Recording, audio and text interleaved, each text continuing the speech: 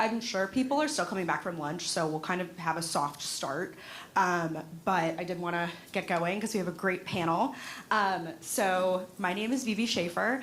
I am here kind of representing two hats. So in my day job, I am a federal lobbyist for the Association of Metropolitan Water Agencies, representing public drinking water utilities serving a population of 100,000 or more. So it's been incredibly enlightening to be here and learn from everyone in this room. And then as kind of a side hustle, or my other hat, if you will, I started a nonprofit a few years ago when I was in college around getting young people involved in water through connecting them with art and storytelling. So I'm a firm believer that young people love to see themselves in something in order to be involved. And so I was super excited when Dig Deep reached out and wanted me to lead this amazing panel that I have for you. But I do want to start by sort of spitting some facts at you about the state of the U.S. WASH workforce, and specifically some numbers that might be a bit jarring. So 50% of the water workforce is going to retire in the next decade. That means that young people have a really unique opportunity to set the stage for what the water workforce will look like in the years to come. That means we need to get them in the room. We need to get them involved in decision making, and we need to make sure that their voices are heard when they speak up. The number one challenge that I think a lot of young people have is, how do they get into this space in the first place, and how can they show up? And so I have this amazing panel put together of some folks kind of all across the sector, and I'll let them introduce themselves. But one of the other things that I've seen challenging in my work is there's a pretty fraught relationship between utilities and communities and NGOs. And so I decided to throw that out the window, and now we have all of them in the same room. And so they will introduce themselves, but really quickly, Lorenzo works for Birmingham Waterworks Board. Paige is a high school student, which is super exciting. I know a lot of folks say that it's difficult to find a high schooler to talk about WASH issues, so super exciting there from H2O for Life. And then Jan is from Xylem and speaking on his experience as a young person and also with his work at the Reservoir Center. So I'm Gen Z, so I'm going to be using my phone to ask questions. So I'm just going to take a seat here and let all of these panelists do the talking. And if there's any questions throughout the duration of the panel, please feel free to raise your hand. We will leave time for Q&A at the end. But for us, the most important thing is you take away something from this. And if you have questions that need answering while we're in the middle of chatting, please feel free to raise your hand. So please introduce yourself, each of you, your work, and your experience as a youth in the WASH sector. Good afternoon, everybody. So I'm not Gen Z, but I've learned to adapt. So I'll be using my phone too, but as she said, my name is Lorenzo Clay. I'm from Birmingham, Alabama. Work for Birmingham Waterworks Board. Started in the utility back in 2007. Just an entry-level worker, and I worked my way up to superintendent back in 2021. So my facility is the Western Filter Plant, and I account for 33% of our total system volume. So we can do about 179, 180 million gallons of water per day as far as production goes. So we do it, my plant is a 60 million gallon plant. We have 3 other plants. One is an 80 million gallon plant, and the other 2 are about 25, 26. I have a staff of 20 to 25 employees, give or take, just depending on how things go, if somebody does their job or not. But yeah, so that's my story. I graduated from Miles College, HBCU in Birmingham. Well, it's in Fairfield, Alabama, real close to Birmingham. So that's my story, and I'll pass the mic now.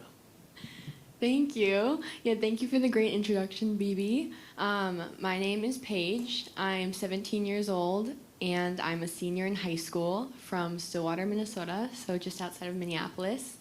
And I first got involved in the WASH sector in 2021 when I was certified as a climate reality leader through the Climate Reality Project's virtual youth training.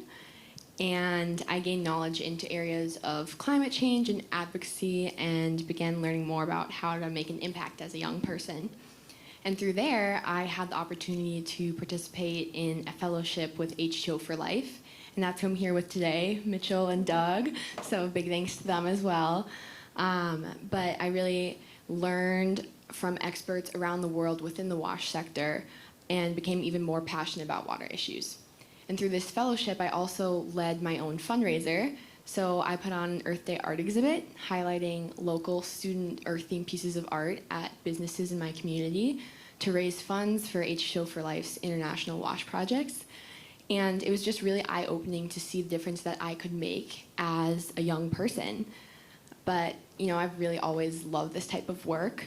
And, growing up in the land of 10,000 lakes, we've had this abundance of water. And I just feel so lucky to appreciate and enjoy this. And I know that's not the case for a lot of people, but I think that's what makes me such a future-focused person, because I want to help people tackle these issues so that they can have an experience that's positive, just like mine. And with that, I'll let Jan take it over. Awesome. Thank you so much. Good afternoon. It's such a pleasure to be here. My name is Jan Nowak.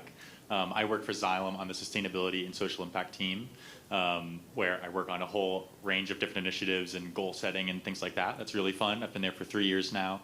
And the other hat I wear, similar to Bebe, is at the Reservoir Center for Water Solutions, where we'll be this evening. And I'm the Youth and Young Professionals Coordinator for the Reservoir Center. So I get to put on a lot of really cool events and be really creative in the way that I get to engage young people and create resources and other things like that. Besides that, I love to bike. I like to be outside otherwise and live here in Washington, D.C. Thank you so much. I think it's helpful to share a little bit of my story as well, just to frame the rest of this conversation. So I was invited in a very untraditional way, I would say, and I wouldn't quite phrase it as invited in. When I was 12 years old, the Flint water crisis happened 40 miles away from my hometown, and I watched every adult in that room freak out about it for about 2 weeks, and then they lost interest. They didn't care anymore. And I sat there as a 12-year-old, like, how can you not care that your neighbors do not have access to clean water? And so I decided to do something about it. I was given an opportunity when I was 18 to start a nonprofit around connecting young people in the water sector with mentors and leaders in the water sector. Very quickly learned there are not enough young people in the sector to be able to connect those with mentors and leaders. So we had to pivot. We had to think about a different way to do things. And so when I was in college, I got together with a few of my friends who all had some crazy cool talents. Aubrey's in the room, so shout out here. And we all said, guys, young people are going crazy for climate. Why are they not doing the same about water? And so we looked at the climate movement and we said, hey, what can we replicate? What can we do better? And one of the really key things that came out of that conversation was we need to share our stories. At Water And, we believe that water is the common denominator. No matter where you come from, culture, race, background, location, age, gender, we are binded by water. And if we come into spaces with that being our universal truth, we will have much better outcomes, and that is why youth need to be in the room. So my next question for you, and I know you guys kind of touched on this a little bit, but how were you invited in? And what opportunities were and were not available to you when that happened? Yeah, so, as I mentioned earlier, I got involved in the WASH sector with H2O for Life, but I really had to seek out this opportunity. And I kind of just happened to stumble upon it in a conversation with my high school counselor. But, in general, when you're talking about education, we just don't really hear much about WASH, especially in the classroom. I didn't hear anything from professionals in WASH at my career fair at my high school. We didn't even hear about it in my classes, even though I was taking AP Environmental Science. You would think it'd be in there. But I think the big thing lacking is the availability and the promotion of these types of opportunities for youth. And there's overall, I think, just fewer opportunities for youth within WASH without having connections, because it usually takes years of experience to develop. And even being here today is with connections through H2O for Life and Dig Deep. And I think that's the thing that we really need to focus on, is making these more available and telling people about the WASH sector, especially as young people.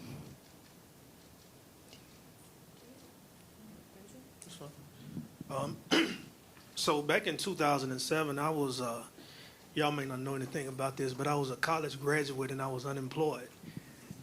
I had my degree in my hand, and that was my selling piece. But I was actually invited by a coworker to just apply for a job. And like I said, it was an entry level job. But as fate would have it, I landed in the right department, which was the perfect fit for me. So I was in the filtration department, and I feel like the work that we do is so vital. We have just a friendly competition amongst each other at work, and we say that this department is the most important department. And I feel like our water is like the water treatment department is the most important because it's our PR. It's our PR. If you have good water, you don't have complaints from customers. I made the joke that one of my former managers said that when he came into the water industry, all that he knew was hot on the left, cold on the right. And that's the way that we want people to view our water. We don't want you to have to worry about the quality of water. We just want you to know that when you turn on that tap, that you have water. So I found purpose in what we do.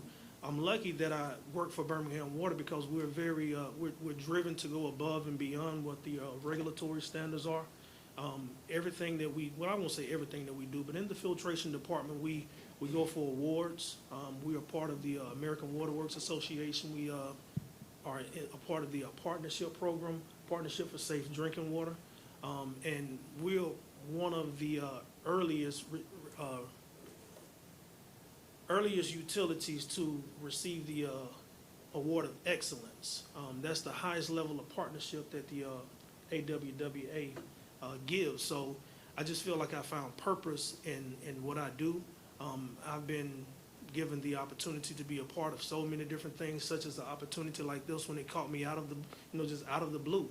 You know what I mean? So to be able to come and speak and kind of echo some of the things that you're saying, even in conversations that we've had before, you said some things just today that made me realize like we're definitely on the same page with, needing youth to be in the industry and to expose them to the opportunities that we have. So I found purpose in what I do. I was looking for a job and I found purpose. And not to call Lorenzo out, but when I asked Lorenzo to be on this lovely panel, I said, I want you to talk about your experiences as a young person in WASH. And he said, I don't work in WASH. No clue, right? So we are learning that we are a part of a community that we didn't know existed. So that is very exciting. Jan, feel free to continue. Awesome. Yeah, thanks. Yeah, it didn't quite feel like an invitation for me, to be honest with you. I graduated in 2020 right into the pandemic and spent about 10 months looking for work. But I majored in international affairs, so very unrelated or broadly related to everything, and double minored in sustainability and economics. And it was those two minors that were kind of driving my job search. I was hoping to do something in business and related to climate or sustainability, and got really lucky to find it at Xylem, a company that is not only a leader in the water sector, but more broadly well known for sustainability and working on really cool things through this kind of business engine. So. Yeah, not quite an invitation, but have had lots of really cool opportunities as a result and feel really lucky to have found my way to the water sector. So you guys just shared how you were invited. Are there certain spaces you wanted to be included in that you were not because you were a youth?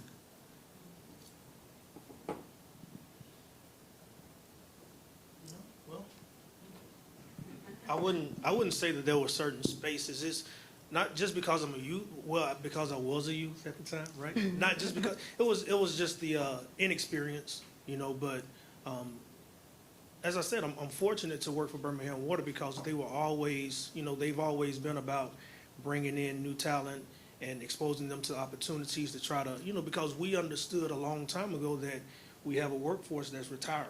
And to be in a field where you have to have a certification, it's not about a degree. It's about a certification. You have to have that specific certification in order to treat water. Now, through reciprocity, you can move from state to state, but just as it stands, you have to have the certification to be an operator. So, I didn't really have any barriers as far as that goes. They were all about hey, let's get ready to fill these positions because I'm leaving soon and I'm taking this knowledge with me. So get it while you can. Yeah, it's a really good point.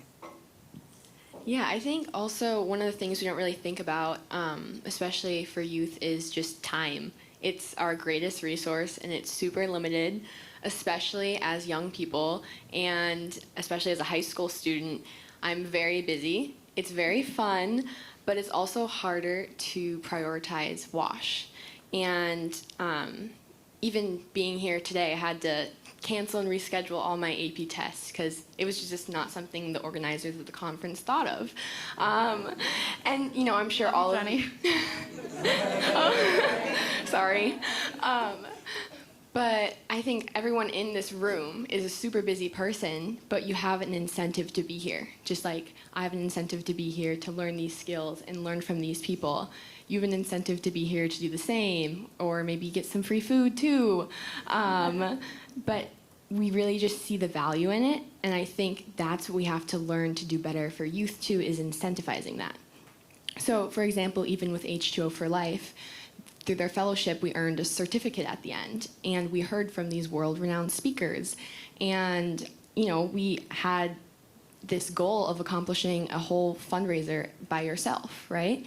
And so it's these incentives to the WASH sector that really brought us into it when we had this barrier of time that everyone has, you know. So I think that was something that I'm still trying to, you know, overcome, but it's starting to get better.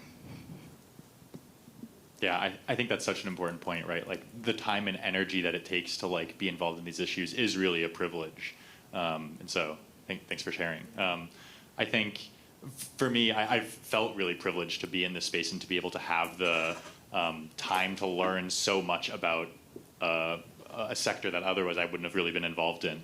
And so I don't feel like there have been a lot of barriers for me personally. Also a tall, cis, white guy, so take that into account as well. But I did want to take the chance to just highlight 3 ways that Xylem, as a big player in this space, is trying to break down some of those barriers and make water more accessible for folks. And so, and more broadly, just like increase access, I think, for young people. And so one of those is really trying to develop skills through mentorship, through the Xylem Ignite program, which is our global youth program. We had 11,000 students take part in that in 2022, and it's a really awesome program that challenges young people to take on some of these challenges in their community. We've also, through the Manchester City football group, activated around 6,000 students in 2022 through peer-to-peer kind of like leadership and activation and learning more broadly. That kind of pairs football, as you might imagine, with Manchester City with water education, and it's a really cool partnership. That's the Water Heroes Academy. If you want to hear more about it, I'll happily talk your ear off. But the last one is that we really try to empower young people also to lead and feel like they belong in this space. And so, especially for underrepresented groups in this space, we sponsor WEF Inflow, which if you know WEF, we probably do since you're in this room, the Water Environment Federation. Their inflow program is for those underrepresented youths to go to WEF Tech to be part of these networking spaces and then, in fact, to lead and take on their own projects as well. So those are some of the ways that we're trying to help youth feel engaged and included. Yeah, it's super, super important. Those that know me in my personal life or in my professional life know that I am always shouting to include youth in the room, regardless of if it is catered to be a youth space. Those are going to be your future leaders. Those are going to be the people on your boards running your organizations. If you don't invite them now, you're never going to get them there. So that is a large takeaway. One of the other things that you guys were very generously holding back about, I have been told many, many times, wait your turn. Your time will come, wait your turn, right? And as somebody who started 2 organizations before I was 25 years old, I was able to not just wait my turn, but actually seize the moment. And that was something that every young person deserves that opportunity for. Fortunately, I was able to open those doors for myself. Not everyone has that opportunity. And so one of the things that I was told once was, you know, you can't go to conferences. I said, why? And they said, well, you're too young to go to conferences. They said, maybe when you're older, you'll get to go to conferences, but by the time you're older, you probably will have a family and you won't want to go to conferences anyway. So, you know, you're just going to have to wait. And I was like, okay, so I'm never going to go to a conference. That's great. That has since changed. Wonderful. But that is something that I feel like a lot of youth experience, is they're told to wait their turn or that their time will come. But what is that time based on? Is it based on experience? Is it based on the amount of time you've spent in a place? Is it based on, your pay structure, where you're invited in? All of these different factors. And no one has ever really made it clear to me what waiting your turn is. So if anyone has any ideas on how to quantify waiting your turn, please let me know. So that transitions really well, actually, to my next question. Being involved in YP groups are super, super important. And for those of you in the room that doesn't know what YP is, Young and Emerging Professionals. YP groups are ways for young people to get involved in spaces that they wouldn't otherwise be in. But at the same time, from my personal experience, those have felt really siloed. Oftentimes, young people will have programming by themselves, which is super helpful. And I think it's great to be able to share this common thread with each other. But one of the challenges that I see from that is that those that are actually making decisions have folks that are the YPs at arm's length. So when they're actually able to be involved in that decision-making process, they're often characterized as likely a non-voting member of the board. And that's something that is a large challenge that we're trying to get through. So, how would you guys say that you have experienced your time being a part of young professional groups in the WASH sector? Do you find it helpful? And what would you do differently to accomplish the goal of engaging young people in the sector? I can take it first unless either of you guys want to. I think young professional groups are a really important way that we try to bring young people into this space, right? And they certainly play a role. I do think silos can be harmful, right? And especially when it's just for the water sector, right? I think, and I'll take the Rising Water Professionals group that's part of the Reservoir program that I run as an example, in that we really try to host events that go well beyond just water. Even though in our name, Water Professionals, it seems like it might just be about water. We really try to touch on much broader issues. Our past events have been about environmental justice or climate action, and water is a crucial part of those in all of those conversations, but that's not it, right? There's so much more to those spaces. And so I think that also helps someone who might be young and just interested in sustainability or doing something about the climate crisis, and maybe they wouldn't go to just a water event, right? But they see this broader topic and they're like, yeah, maybe there's something here that can really kind of spark my interest, or I can use my skills to work towards. And so I think having that broader lens really helps invite people in. And I think in the same way where we've talked so much about how a lot of these broader issues in the water sector need to be thought about in this lens of sustainable development, basically, right? That's not something that we can solve by ourselves, almost regardless of funding or otherwise. And so I think in the same way where we want more people to care about our issues, right? And we want people to think about WASH and know what WASH is and all these things, right? In the ways that we want them to be curious about our issues, we also have to be curious about their own and find the ways that we can integrate ourselves into the things that they're doing. So a long-winded way of saying, I think young professional groups are helpful. It's really important to find community in those spaces, but let's make them as inclusive as possible, basically, and make sure we're inviting people in. Yeah, that was great. Thank you. I think for my experience it's a little different because I haven't really been part of a specific young professional group, maybe in high school and some of the clubs, but I think for me, speaking more to the general aspect of being siloed as young people, I didn't even know anything about the industry side like Lorenzo was talking about. I didn't even know anything about WASH before because it's been so far removed from my focus on water issues. And I think that's a really important part that we should all take away from this panel, is that we all have different perspectives, but we can all work together and collaborate.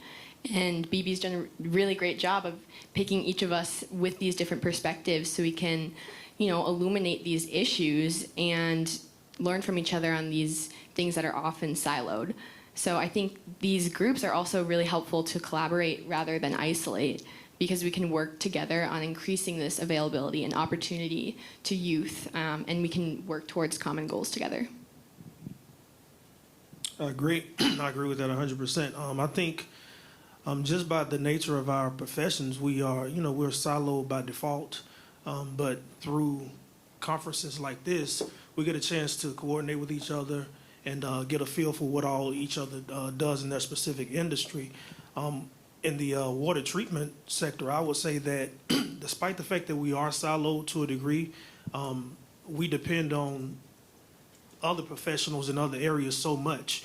We need that support system for any of the monitoring equipment that we have to have, any of the electrical work that we need done, the infrastructure, everything that we do. We depend on you guys for it. So we get a chance to collaborate a lot, but through exposure, I think that's the best way to break down those silos, because a lot of people just don't know exactly what we do. So we have to continue with the exposure aspect of it, and through conferences like this, we get an opportunity to, get outside of those silos and coordinate more. So I think that's yeah. When you said siloed by default, that really resonated with me, because I think so often our role is working on a very specific part sometimes of a wastewater treatment facility or something like that, right? And to your point earlier, it takes time and energy to think about these things, to think about other people's issues and do this kind of work, right? And so I think what that means is it takes investment. And I think the more we can recognize the value in that interconnection, in that growth between issues, the stronger we will be in the end. Definitely. I preach interconnectedness all the time, so very much agree with you there. I'm going to kind of switch gears a little bit and maybe talk a little bit more about each of their personal experiences and get some more targeted questions. And I just want to do a check-in with the audience. Is there anything that we're talking about that you guys have questions on so far? Cool. Great. It means we're doing a good job, guys. So I talk to utility leaders all the time. My association represents 180 utilities around the country, and they're constantly telling me, Bebe, we have all of these jobs that are available for young people, but we can't compete with these colleges, we can't compete with these engineering firms. I don't know what to do to get young people there. And I said, well, how are you selling working at your utility? And they said, oh, it's a government job. And I was like, well, that's not, why would that motivate somebody to come and do that work, right? And so I think you have a pretty unique story when it comes to this. And you started at the water department, Lorenzo, when you were 23, right. And you said that you sort of fell into it in some ways. And so, like many people in this room, I'm sure we all fell into water in some ways. I feel like I keep hearing from folks, oh, how did you get into water? Oh, well, it was by accident. I didn't mean to do that, right?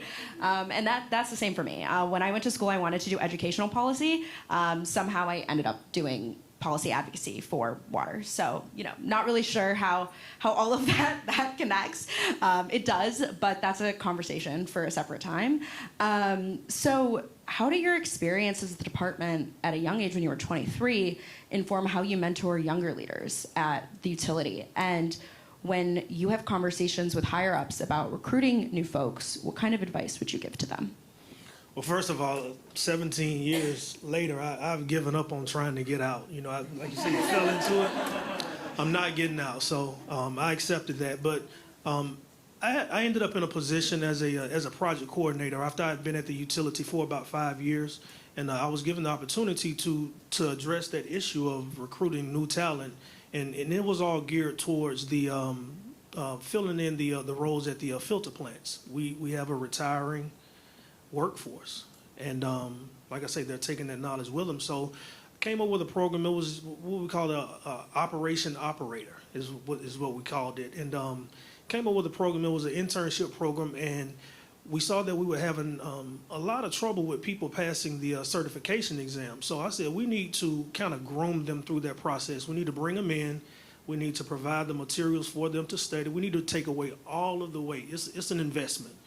So we'll pay for them to come and work for us. And by work, I mean you come to our facility and you shadow the operators, you study, we provide you the study material, we pay for you to take the test, we want you to pass because we need you more than you realize. We need you more than you need us. So came up with this program, and we recruited high school age applicants. We recruited college age applicants. Some, a lot of the workforce inside the filtration department, they don't have degrees. So we said, okay, well, if that's the workforce that's kind of gravitating towards us, then we'll recruit those guys. So if you're not interested in going to college, we'll recruit you to come in and pass the certification exam. Now, once we get you, now we're going to expose you to the opportunity that the company provides, and we're going to say, we'll pay for you to go to school. Because we do want you to further your education. We're just going to trick you to get you in, become an operator, and then we're going to say, we'll give you full tuition reimbursement. And the way that we do that, we base that on UAB's tuition, and as UAB's tuition moved throughout the years, we moved our tuition up as well. So you can get a full ride coming to work for Birmingham Waterworks. And all that we ask is that you give us 2 years after you receive that degree. And it doesn't matter what level of degree. The only criteria to that is that you pursue a degree that's involved in the water industry. So it can be anything from accounting to anything that supports the utility. Right, so that's the approach that we took, and now that was the program that I was directly involved in, but the company as a whole, we've always been really good about exposure. So we recruit high school students to come in, and we do a summer program. It's a paid summer program where we bring them in, we expose them to the utility as a whole. Every department, we take them around to the call center, to the accounting department, to the filtration department, the distribution system, and we just pay them, just to expose them to the opportunities that the utility provides. And in many of those cases, a lot of those students have came back and they pursued jobs with us, and they're currently working for us. Many of them are in the filtration department, and the rest of them are just kind of spread throughout the company. So that's the biggest thing that we can do, in my opinion, as dealing with our youth, is to reach them early and expose them to the opportunity. Because as I stated 2 or 3 times before, most people just don't know what we do. And if you're trying to sell a young person on this is a government job, they may not even see the value in that. What does that mean to them? It's a government job. For good. So we have to address issues as you mentioned with time issues. Our young people, they come in, they want a job that's going to fit their home schedule. So we got to address that work-life balance. We are currently creating a program to where you can move up in rank and in pay without having to wait for the person in front of you to retire, get fired, die, or what have you. So and with our young people, that's important because they don't want to play the waiting game. They want it now. And I feel like if you're capable, if you're mature enough to handle the job and you do a good job, you should be rewarded for that. So that's just one of the other ways that just within the department itself, we're trying to become more attractive to our younger applicants. Since you started that program, have you seen the amount of people that are coming from your high school, your college pipeline into utility increase? Yes, definitely. We're seeing an increase, but we're faced with another challenge that we have over 3,000 certified operators in the state of Alabama, but everybody seems to be scrambling to get new talent in. So now it's become a somewhat of a bidding war between utilities. Who's going to pay the most? Who's going to have the best benefits, who's going to have the most flexible schedules to accommodate that home work-life balance. So we're seeing a lot of it, but now it's almost as if the ball is in the hands of the operators, because now we can say, hey, I want to move to this utility. They have a spot open. Can you match that? Well, if not, then I'll go and see what they have to offer. So it's we're still some traction on it, but still faced with those challenges. For sure. So, Paige, as a high school student, what do you recommend to organizations in the U.S. WASH sector to capture high school student attention? And what have people done in the past that you can share that worked really well or maybe not so well? Yeah, I think, Lorenzo, everything you're doing with youth engagement is really great to increase that availability of opportunity. I think, personally, grassroots efforts and social media campaigns engaging youth are both really effective methods of garnering attention to the wash sector. And in terms of grassroots approach, I've seen this work with other areas like energy. So for example, Xcel Energy had representatives speak with students at my high school and distribute sustainable energy boxes with energy-saving chargers, light bulbs, and shower heads at home that they could implement. And you could really see the effect of these students organizing solar panel initiatives at our school and starting sustainable energy clubs. And again, it's because they're making sustainable energy a part of the conversation and giving more opportunities to youth, which I think are critical aspects that we need to carry over into the wash sector as well. But as for social media campaigns, high schoolers consume a lot of information through social media platforms like Instagram and TikTok, right? And I think it's a tool to increase visibility and help advertise these opportunities within the wash sector. And I don't think we're fully realizing the potential here. It doesn't even have to be through these platforms, but also in school newsletters, website posts, or any other means. But it's just increasing that message and education around WASH. And I think utilizing social media can capture high schoolers' attention where it's already at on these platforms. Awesome. Shameless plug for water and social media. So, Jan, obviously Xylem has done a lot of work to engage young people through the Reservoir Center. Can you talk a little bit about your experience with the center and what motivates the young people to attend events? I would be happy to. I'm going to answer the second part of that first, because I think what motivates people to show up to our events is a key part of it. And I think what motivates people to show up is that they want to do something good, right? Like I mentioned, our events are really broad in the way that they kind of address some of these big issues, and I think that really helps. And so I've talked to a lot of people that have that kind of broad interest set and skills, and I think that was also me 4 years ago coming out of college, when I was learning about climate change, the biodiversity crisis, the water crisis, obviously. I was horrified, and I still kind of am. It was really scary to learn about those things and feel so small, right? That they are such huge challenges and that there's nothing I can do about them. And I think to face those global challenges is hard, and what we are seeking to do, especially through our Young Professionals group, is to build a community to help people do that together. And so I feel really lucky, honestly, to be in a position where I can create a resource that I wish I had a few years ago, And the event that I mentioned before, Careers for Change, is the one that we've kind of been our signature event throughout that process, and the one we've been using to do that work.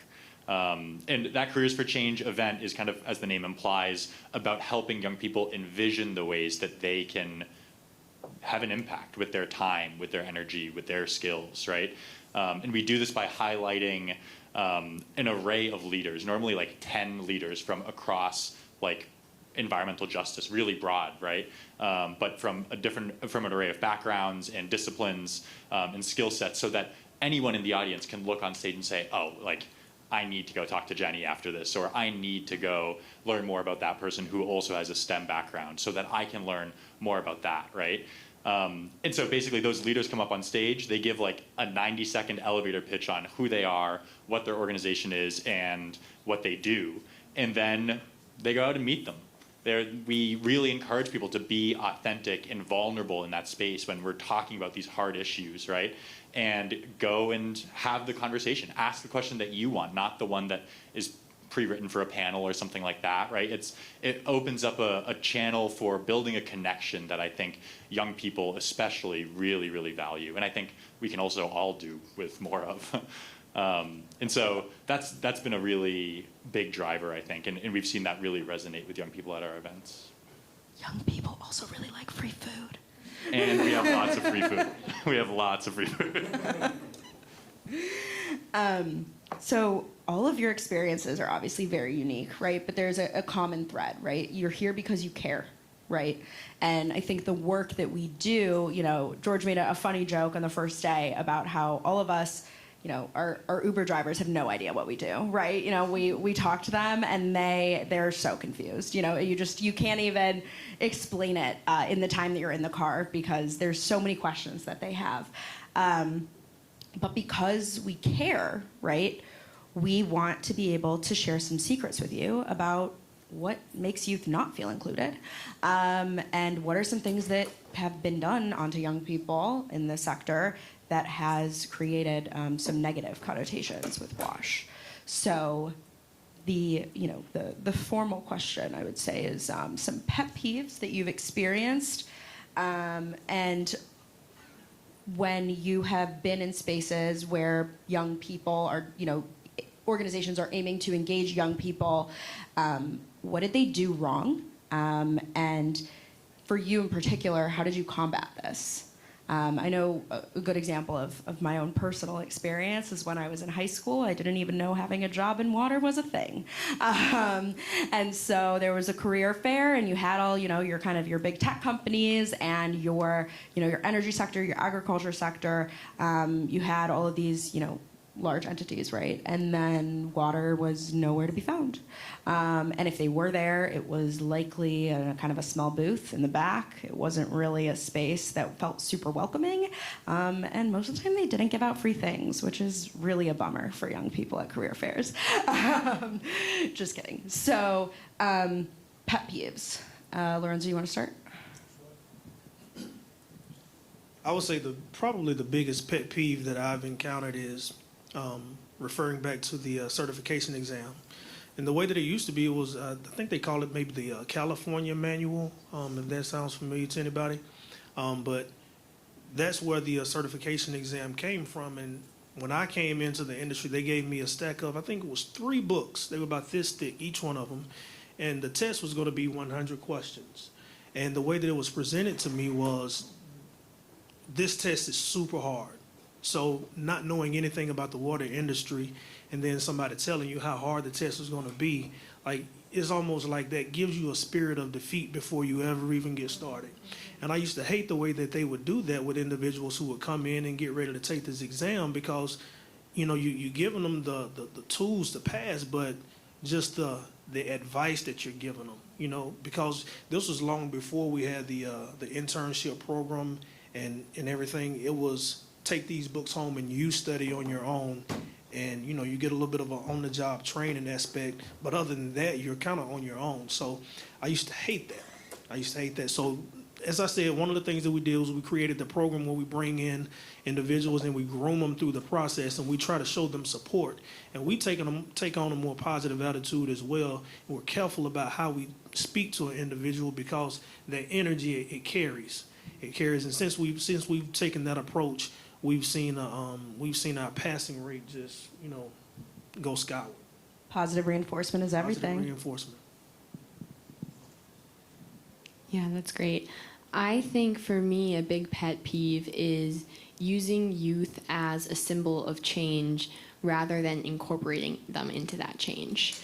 So kind of like using us as poster children, right? And I think when organizations say they'll support youth initiatives, but then they don't follow through on these projects. And I think also sometimes my perspective as a young person is just not valued as much. Even yesterday there were multiple times during breakout or smaller groups where people were excited that I was in that chair because I'm a high school student and I'm young, but they just talked at me instead of listening to what I had to say and involving me in the conversation.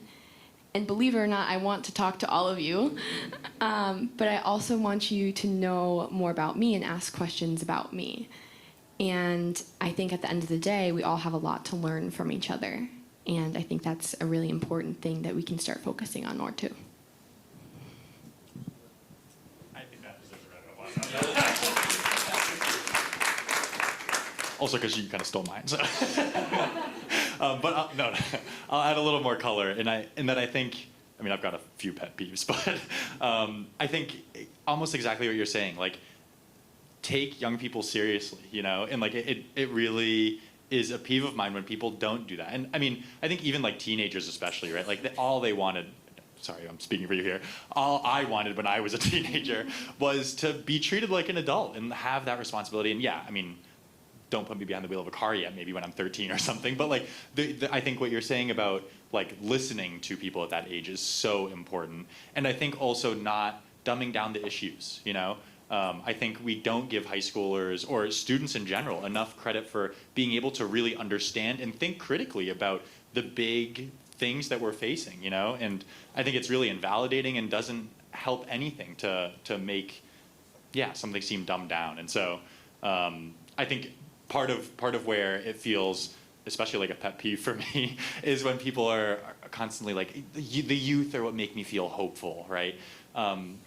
And that's awesome. And me too, right? Like, it's so cool to be sitting on this panel next to a 17-year-old. There's like a baby in the other room that is adorable. That makes me hopeful too, right? Like, youth are awesome, and it's great to feel hopeful by them. But if you're gonna feel hopeful, let that inspire you and inspire action and empower those young people to actually be able to do something themselves, right? If we just have a bunch of hopeful young people, they're gonna just have climate anxiety and we're not gonna get anywhere, you know? That's kind of why we are where we are now. And so I would really say, yeah, I'd encourage you to empower young people in those opportunities where you feel like you can, and because you're feeling hopeful for these young folks. One of my biggest pet peeves is it's on you. We screwed up, so it's your turn. Fix it. And it's, well, thanks for preparing me with all the tools that I need to do that. That is something that I feel like I hear a lot from folks, regardless of if you're in the wash industry or somewhere else, is, you know, my generation to know what they were doing. Lucky you guys. You guys are the future. You know, you are the change that we need to see. But if we're not included in what changes look like at organizations, we are not actually a part of what that future looks like.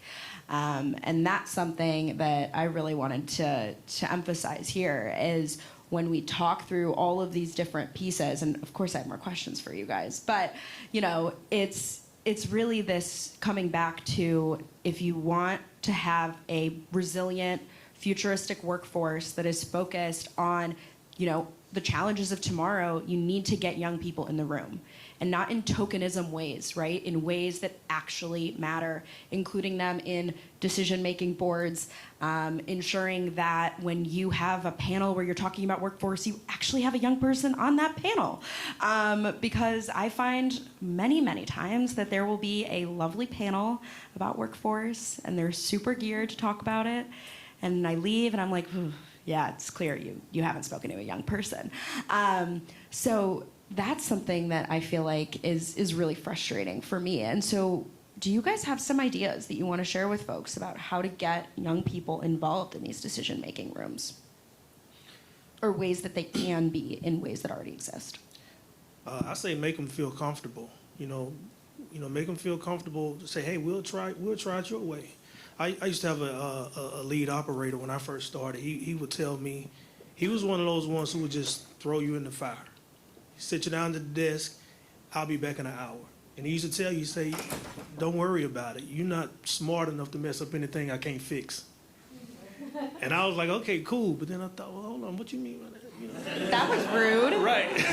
but in a sense, it made me more comfortable because I said, okay, well, you know, it's just a matter of, you know, do what I've been taught to do. But if I mess something up, just don't worry about it, you know, because he got my back. And that's the way that I took it. So I would say that with the youth, you know, give them an opportunity to say, hey, we're going to try it your way. You know, what's the worst that could happen? You know, if I'm this guy with all of this experience and I look at you like you don't know what you're doing, then you should be able to fix whatever it is that I mess up. So I say give them the opportunity. You know, make them feel like it's worth a shot. Make them feel like they have a voice, just as you said. And to clarify for young people in the room, when we say give them a chance, that doesn't mean that you should expect that everyone will listen to you too, right? I think that's another really key part, is you can be a part of these decision-making boards and you can share your voice, but it might not always be listened to. And you have to continue to show up, right? When you aren't listened to the first time, you just need to keep showing up. I know it's exhausting. I know, you know, it's frustrating, but if you're not there in the room, you can't be, you know, that's the case, right? So it's a double-edged sword. It's including them in spaces and making sure that they're listened to, right? But also, if they're not listened to continue to show up. And kind of adding and echoing what you guys said, I think it's also about making the water sector part of the conversation by getting youth excited and involved, especially when other times it's exhausting to be turned down so many times or not listened to. So let's make it exciting. Let's get people involved. And I think we can also think of youth engagement like planting a seed, whether it's grassroots outreach, social media, or other means. Create these opportunities for young people in order to grow your organization and the WASH sector. And I think organizations like H2O for Life or Climate Reality Corps, they've planted a seed of motivation in me and invested in me so I can continue pursuing opportunities within the WASH sector in the future. And I also just want to go back to what Olga said in the plenary first day. She said we need to invest in human infrastructure. And youth development is the human infrastructure, and it is our future in this sector. And I think we need to start taking that seriously by getting people excited about it. Yeah, absolutely. That really resonates.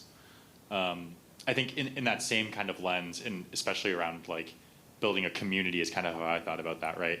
I think my advice is to be authentic as much as you can. I think what I've learned from those Careers for Change events at Reservoir is that not only do young people really value that and look for that kind of authenticity, that vulnerability in a space, and want to have real conversations, right? But that it helps the whole space grow, and that I think it's something that young people really help bring to the table. So I would say really embrace it. I think young people can not only tell what video is AI generated, but they can also tell when you're faking it, right? And I think being as real as possible, talking about hard issues is so key to all of this. Definitely. Paige, you are headed to college soon, and I understand you have decided where you will continue your education, which is very exciting. Round of applause for Paige. Thank you. Please share where you will be going and what you'll be looking for on your college campus to continue engaging in your passions in U.S. WASH and sustainability. Thank you. I will be going to Arizona State University, and I'll be at the Barrett Honors College there within their College of Global Futures, pursuing a degree in sustainability. Thank you. I'm super excited. And this was the first school of sustainability in the nation and ranked #1 in the US for innovation. So I was really drawn to this school because of so many opportunities for students within WASH and environmental issues. And already I was selected as one of their Global Futures Scholars and will receive $5,000 worth of grant money from the university to pursue research as an undergrad and throughout my academic career. And it's funding like this that's so influential to allow me to pursue my ideas and collaborate with other like-minded students. They have no limits on it. You can start a nonprofit, you can research with professors, you can study drought conditions, especially in Arizona where they need it, or even study water issues abroad. And there's other things like student-run environmental clubs and advocacy clubs, and I think all these things are so empowering for young people to be together in this area, this community. And I think this is really going to help me in my goal to become a climate change analyst or environmental lawyer so I can impact large-scale environmental change from these experiences. And my experiences as a young person in the WASH sector have really sparked my passion and motivation to continue working in this field. So I'm super excited to see where the future will take us. Love it.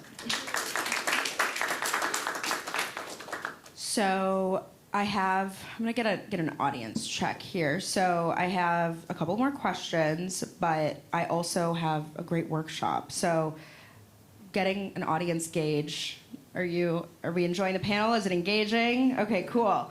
So Lorenzo and Jan, what positive changes have you seen at both BWWB and Xylem since they started being more inclusive of emerging and young professionals in their practices? And how can other organizations replicate this?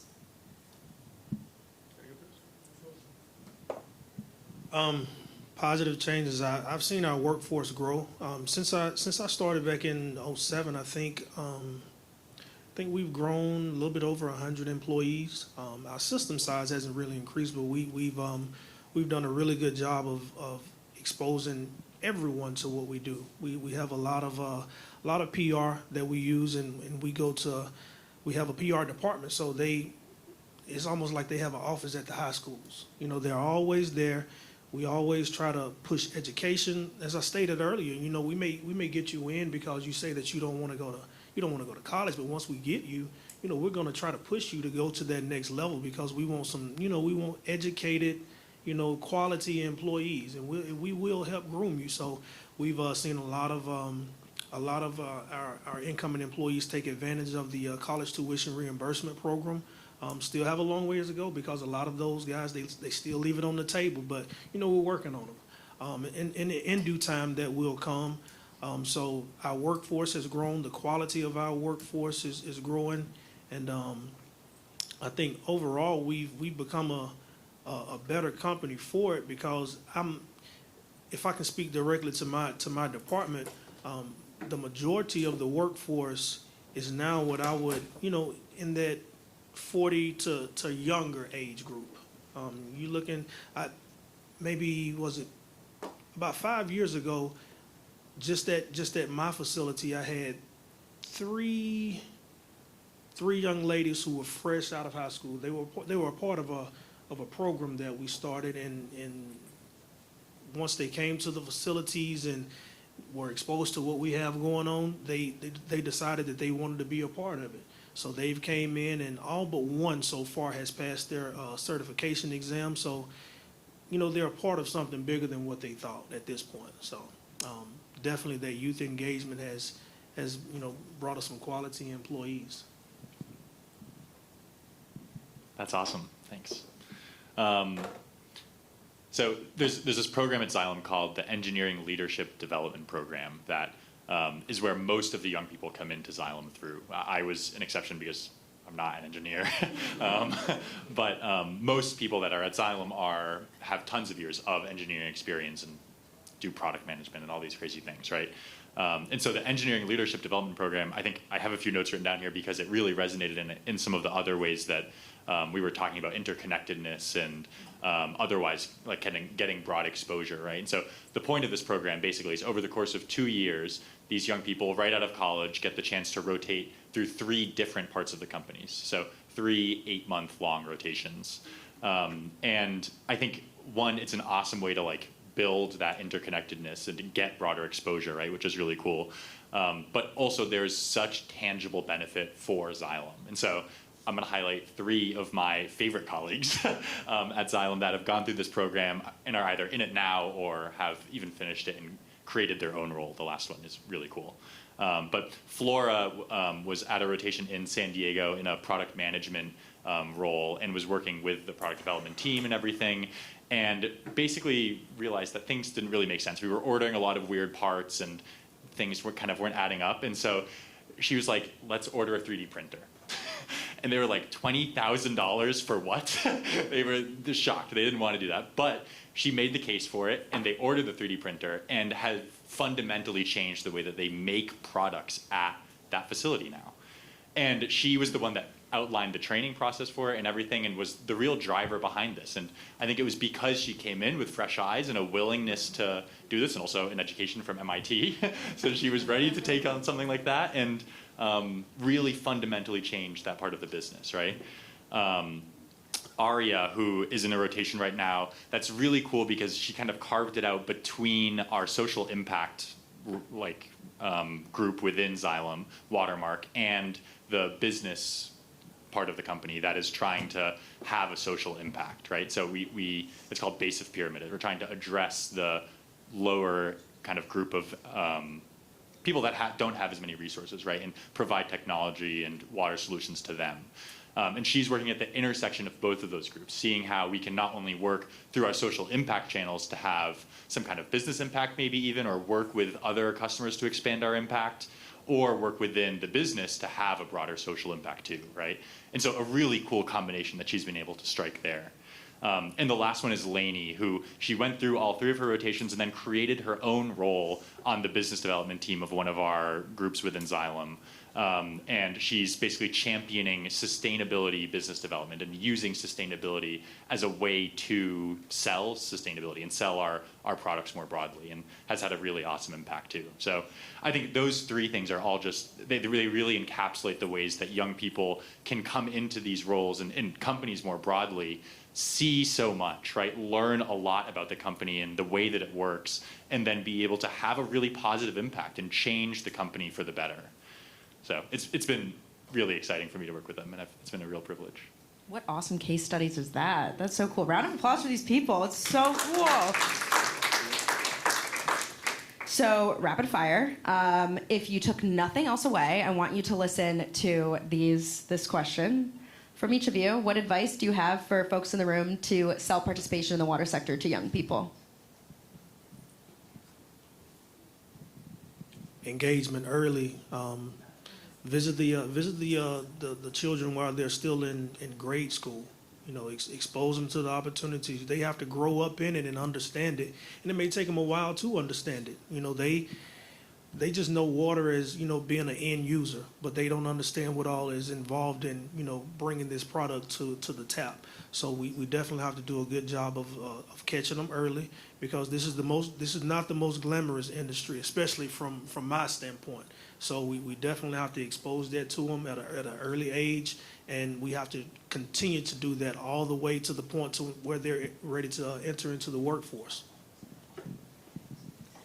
I think you need to invest in youth by creating availability of opportunity and getting people excited about WASH, talking about it more, and incorporating youth into the conversation by taking them seriously too. Yeah, I'll double down on that last point. I think building community and really being authentic in your work is absolutely crucial to making young people feel comfortable and welcome in your space, and then able to contribute beyond that. I think a golden rule that I was taught at a very young age was, if you walk into a room and you assume people know nothing and that they're dumb, you're not going to have a positive conversation, right? So you come in with no judgment and you ask questions and you listen, you're going to have a much more successful, powerful conversation. For some reason, my clicker is not working, so I can't change the slides, but is it possible back to the last one? Next. Okay, so we did a lot of talking. I'm sure you guys have a lot of thoughts that are going through your head. So I want you to put some thought into this. In 5 to 10 years, what would you like the U.S. WASH sector to look like regarding youth engagement, and what are the next steps needed to get there? So I have 4 amazing youth leaders that are going to be leading these sessions, which I'm super excited about. Shout out H2O for Life for providing these amazing folks to come here. So in that corner, there'll be 4 groups. They're all going to be the same question, so just try to separate yourselves evenly. So we'll have a group over there, a group over there, a group over there, and then a group over here. And I'm just going to be walking around and hearing from folks on what you're talking about. So we can count off, too. Is that easier? We can do that. Okay. All right. 1, 2, 4. No. 4. 4. 4. Yeah. Okay. 1, 2, 3. 1, 2. 1, 2, 3, 4. 1. 2. Okay, perfect. For the last group, I think that's kind of small, so if you just want to join up with another group, that's totally fine. So you all remember your number, hopefully? Cool. All right, well, let's go to the corners of the room. Where? Oh, sorry. 1, 2, 3, 4.